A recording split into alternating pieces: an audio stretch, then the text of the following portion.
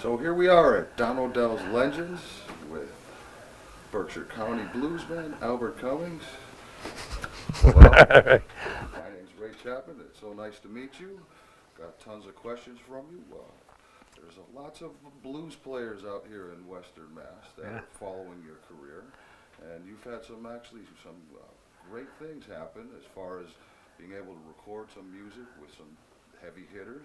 And I wondered if you might talk a little bit about going into the studio with these big guys and laying down some tracks and how that was and what your take was on that. Yeah, well, it's still one of those things, Ray, about, going to the studio with all these big guys is like, pinch me, I mean, I haven't really been with the big guys, but I mean, I've been in with some guys that are in my world, like, Stevie Ray Vaughan's rhythm section, for instance, Stevie Ray Vaughan's band, who asked me to go in the studio with him, is still one of those things to this day I can't believe happened. And, at the time I went to Austin and record, I spent 19 days in the studio with those guys. And if you can ever think of a scarier thing than for literally a novice, just starting, just really getting into this stuff with the guitar, to go into a music studio with the guys that they would ask me, who are your influences? And I'd be like, you guys, Well, who did you like to listen to? I'd be like, Stevie. Everything was, Stevie opened this door for me. Once I opened the door of Stevie, then I got to open up his doors and look at Albert King and Freddie King and B.B. King. And that's why I discovered the whole blues.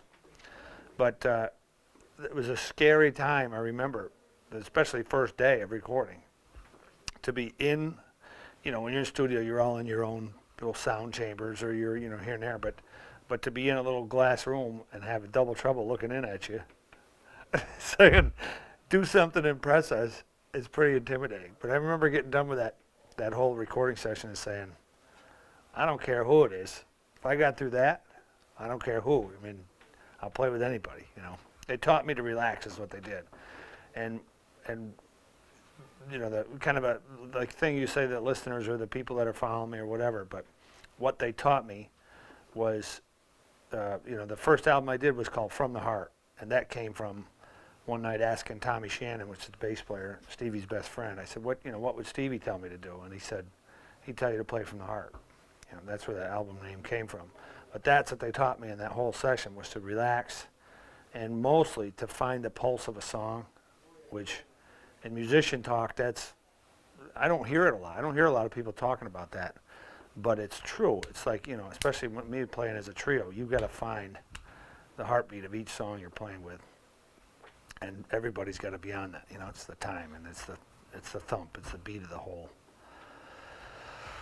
song. And that's what I learned in my first take of the studio. And then, I can keep going on with, Jim Gaines is another guy. It's, famous producer that's, Carlos Santana's,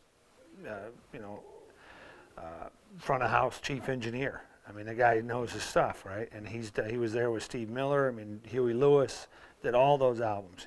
George Thorogood, on and on. Stevie Ray's in step, and he taught me things in the studio that you just don't even think of when you're playing live. That you learn in the studio that helps you show when you play live. So yeah, it's hard to describe every little thing you learn because one little thing leads to another, leads to another, leads to another, and pretty soon you've got a good basket of knowledge that you've achieved. So, there's a lot of musicians in Western Mass of all different stripes, different styles, and we've all watched your career. And when we saw the Double Trouble things, where they're like words I can't say on television, but this is a good thing. Yeah. Well, it certainly was fun. So let me switch gears. I noticed when you were doing your sound checks, you also have an acoustic guitar with you. Are you doing more things with acoustic? Not too much. I just wanted to give a little flavor of that tonight. It's video and try to capture. I mean, I have a lot of different sides to me with music because I'm I was country influenced. I was rock influenced. I was bluegrass influence, and Not that I rip out the banjo anymore and play it on stage, but you You know. never know. That might be a good thing. Well, I might someday. I don't know if you know that, but that's what I started out with, playing 5-string banjo when I was a kid. Oh, excellent. I did Yeah, not know that. yeah. So that might happen someday, but not as a trio. I need a few other people to carry things. You know? But Now, you're about due to record your next CD project. right. And I'd like to ask you a little bit about how you write songs and what inspires you Mhm.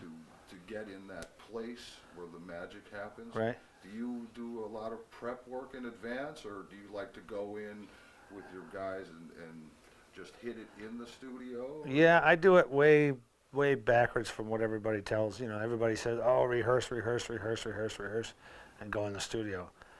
And I think that's why studio albums are so canned sounding. You know, I can't. You ever go see a live band and you say, "Man, that band was great," and you grab their album, you bring it home, you're like, "This isn't even the same band." It's like because everything gets so tight, and as soon as that red light goes on and record, everybody's tense, freezes up, and so I go down literally to the studio with acoustic. I'll record myself roughly just doing a song, an idea, and I'll bring it to the studio. And like this case is, again, Jim Gaines going to be producing this album, and Jim and I will discuss it. And Jim might say, "Hey, I hear piano on this, or I hear organ on that, I hear whatever," and we start talking about things that way, and then we finally get a sense of what we're going to do, and then I bring it out to the band, and I say, "Well, what do you guys think of this song?" And they like, the bass player will come up with his own stuff, and if I don't like it, I'll say this, and I bounce a lot of things off of Jim and say, "Well, I wish the drummer, I want you to hit the snare on this, and I want you to hit the hi-hat," and it's like this thing evolves. And literally, when we're creating that song, we're creating this new song. It's like I have gone down with songs that come out of the studio completely opposite of what they went in as. Which is a good thing. It's a good thing. That's what I like it to do. I like it to evolve, and I don't want to limit myself and say, I'm going to go in, I'm going to record it exactly like this, because a lot of times you get home and 3 weeks after you listen to rough tracks, you're like, this isn't what I wanted, But I've never had that happen because it kind of evolves. So it's strange. Surrounded by good people.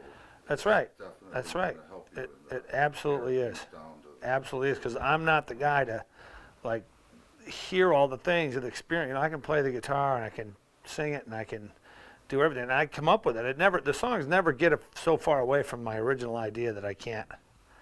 But I never thought I'd have piano in that. That's what I mean by opposites. Like, oh, I thought that would be like just an acoustic guitar in there, but blah, listen to that piano, how good it sounds. And so it's there's a lot of things. You need a good staff. You need a good team.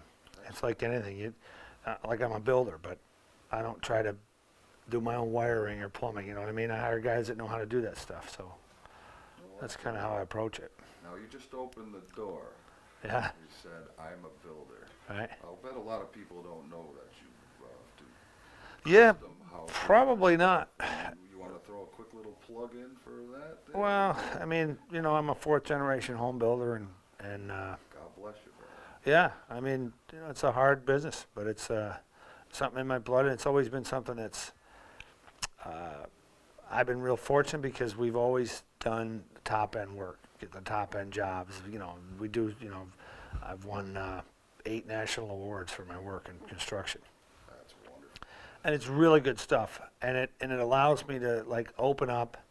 And what's happening now is corporations that are in construction are realizing, wow, this guy uses our products, and he's able to go out and communicate with our customers with his music, and they understand and they bond with this guy, and he knows our product, and it's like, well, this is perfect. So a lot of that's been starting to happen, and that continues to grow. So there's a whole different, there's a lot of things going on with the combination of the two that maybe, in a year we have another interview and I can tell you about all this stuff. But right now it's all in the works. And I have to ask you one last thing. All right. When you complete a house, do you ever drag in your guitar and amp and christen it? I never have dragged in a guitar or an amp, but usually I've always wanted to bring in an acoustic, and it's maybe you'll inspire me to do it, like on the one I'm doing now. Because when a house is finished and the hardwood floors are in and everything's fresh and clean, there's not a rug in it, there's nothing. It has such a beautiful sound because it's so loud. You start putting furniture and people and everything else that goes in a house, it deafens, takes the sound down. But that's a good idea. I should start doing that. All right, Ray. Ladies and gentlemen, Albert Cummings here at Don Odell's Legends. Come back when you finish your new CD. Yeah, I want to.